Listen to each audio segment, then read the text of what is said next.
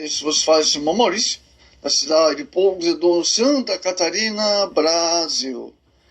Amados, hoje temos a temática, a doutrina bíblica da ressurreição.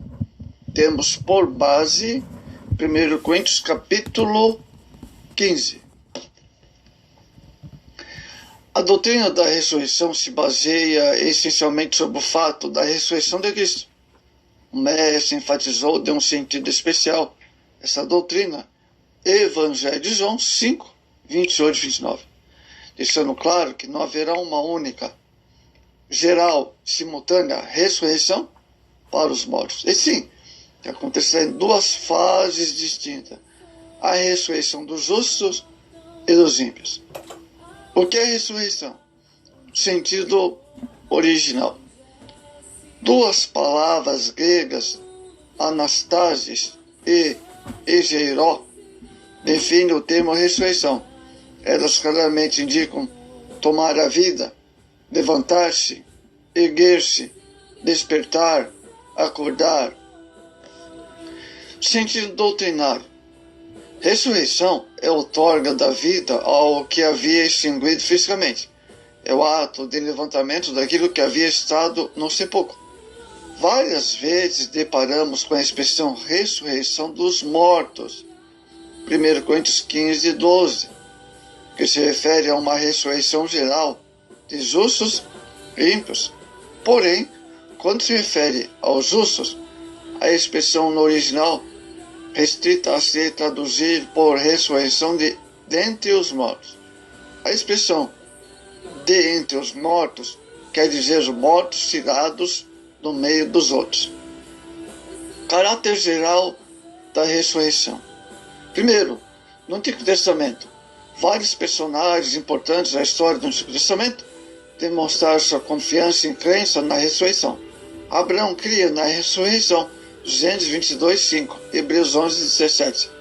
Um dos filhos de Coré, cantor, salmodiava sobre a ressurreição, Salmo 49, 15.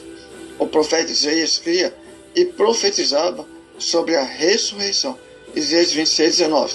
Daniel, profeta e sadista, declarou sua crença na ressurreição, Daniel 12, 2. Oséias, um profeta destacado em Israel, fez o mesmo, Oséias 13, 14. No Novo Testamento, a doutrina da ressurreição foi declarada e ensinada por Jesus em seu ministério terrestre. Por exemplo, Lucas 14, verso 13 e 14, ensinava e reafirmava pelos apóstolos e os pais da igreja primitiva. Atos 4, 2. Em Atenas, na Grécia, Paulo pregou sobre a ressurreição. Atos 17, 18. Repetiu isso também em Filipenses 3, 11. Aos Coríntios, aos Tessalonicenses, capítulo 4, verso 14, 16, de 1 Tessalonicenses. Perante o governador Félix, Atos 24, 15, o apóstolo João não só relatou o ensino de Jesus sobre a ressurreição, mas ele mesmo ensinou sobre o assunto. Alguns exemplos bíblicos de ressurreição literais no Antigo Testamento temos através da oração do profeta Eliseu, 2 Reis 4, 32. No Novo Testamento, são numerosos, começaram pelo ministério pessoal de Jesus, a filha de Jairo, Mateus 9, 24 e 25. São ressurreições chamadas literais. E temos também outra ressurreição no Novo Testamento, entre os apóstolos. Pedro orou ao Senhor e fez reviver Dorcas, né? Atos 9, 37, são chamados ressurreições literais. Tipos de ressurreição. Primeiro, ressurreição nacional. Em linguagem metafórica, a ressurreição e renovação do povo de Israel em termos de poder político, materiais e espirituais. Ezequiel 36, 24 e 28. O cumprimento cabal da profecia relativa à ressurreição nacional de Israel acontecerá com a vinda pessoal do Messias. Zacarias 14, verso 5. Outro tipo de ressurreição espiritual refere-se também metaforicamente ao renascimento espiritual dos que, tendo mortos em seus delitos e pecados. Efésios 2:1, Romanos 6:4. Porém, o aspecto físico da ressurreição diz respeito aos corpos levantados das sepulturas, os quais sofrerão uma metamorfose, isto é, uma transformação do físico para o espiritual, conforme 1 Tessalonicenses, capítulo 4, o verso 13 ao 17. Outro tipo de ressurreição física, precisamos distinguir esse tipo de ressurreição sobre dois ângulos: o temporal e escatológico. No sentido temporal, temos exemplo de pessoas que morreram e foram sepultadas e pelo poder de Deus ressuscitaram, posteriormente voltaram a morrer normalmente. Mateus 9, 24 e 25. No sentido escatológico, tanto os justos como os ímpios vão ressuscitar fisicamente. Os justos levantar-se dos seus sepulcros na vinda do Senhor, no arrebatamento da igreja. 1 Coríntios 15, 44. Os ímpios se levantarão não como santos, mas no fim de todas as coisas, no juízo final. Apocalipse capítulo 20, verso 11 ao 15. Amados, explicando a ressurreição dos justos e dos ímpios agora. Vamos falar da primeira ressurreição. Primeiro, o tempo divide-se em três fases distintas. A primeira fase refere-se à ressurreição de Cristo e de muitos santos do Antigo Testamento, identificado como primícia dos mortos, Mateus 27, 52. Jesus e aqueles santos ressurretos são o primeiro molho do trigo colhido. 1 Coríntios 15, 23. Jesus foi o grão de trigo que caiu na terra, morreu e produziu muito fruto. Evangelho de João 12, 24. Isso é, aquele grupo de pessoas de Mateus 24, Mateus 27, 52, foi a primícia do primeiro molho.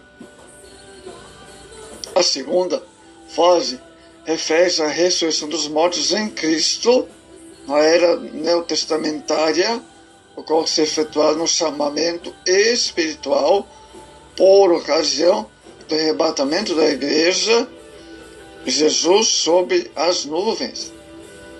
1 Tessalonicenses, capítulo 4, verso 14 ao 17. A terceira fase da primeira ressurreição refere-se àqueles mortos no período da grande tribulação, os quais são chamados mártires da grande tribulação. Refere-se ao restauro da ceifa, isto é, as espigas da colheita. Apocalipse, capítulo 6, verso 9 a 11. A natureza dos corpos ressurretos. Não importa como os corpos foram sepultados, se em covas na terra, ou no fundo dos mares, rios ou queimados. Na realidade, os mesmos corpos serão ressuscitados.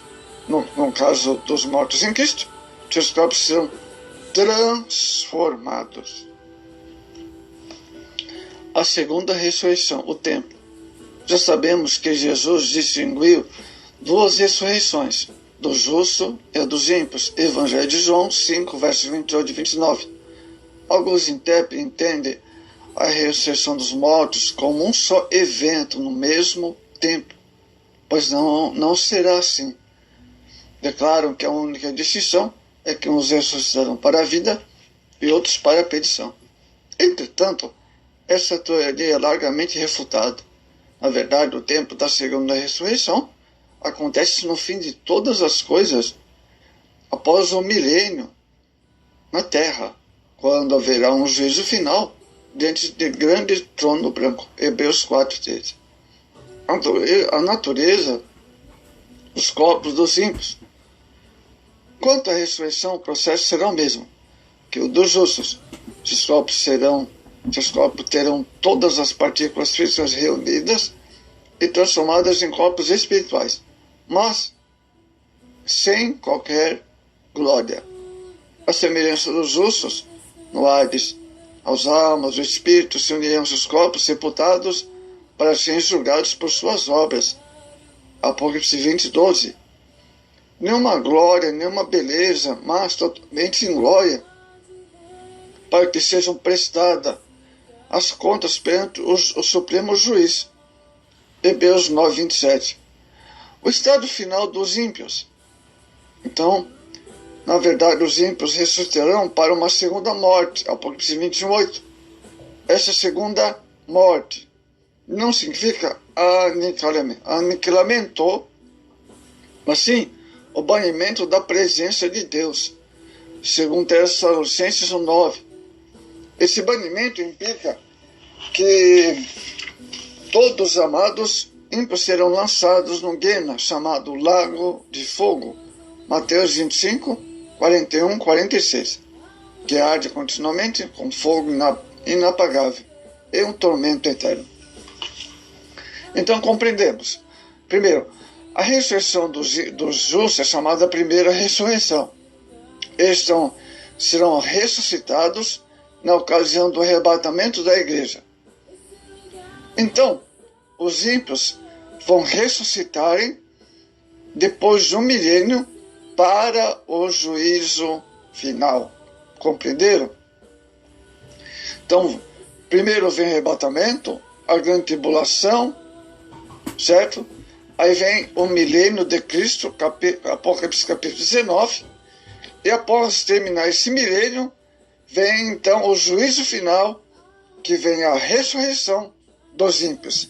Mas os justos estarão em glória, reinando com Cristo.